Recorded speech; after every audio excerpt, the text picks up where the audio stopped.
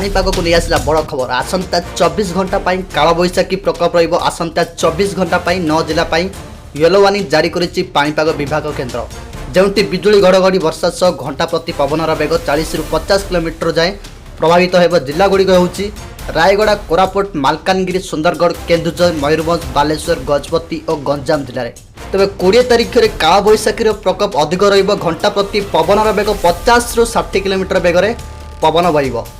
विशेष भाव मयूरभंज, केन्दुझर और सुंदरगढ़ जिला प्रभावित होब। गंजाम पुलिस जिला पक्षर स्वतंत्र ड्राइव 11 दिन 444 वारंटी गिरफ सेपटे सक्रिय है।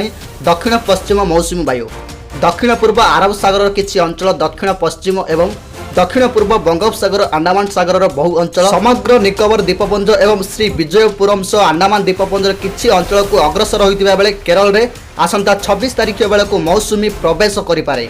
किंतु ओडिशा रे केबे मौसुमी वायु छुइबो ताहा जून 1 तारिख बेले को स्पष्ट होई जिवो। एपटे आसंता जून किंबा जुलाई मास सुधा सुपर एल निनो सक्रिय हेबाकू जाउछि, जा भारत रे मौसुमी वायु को गभीर भाव प्रभावित होबार संभावना रही बोली कहिसंती पाणीपाग विशेषज्ञ शरद साहू।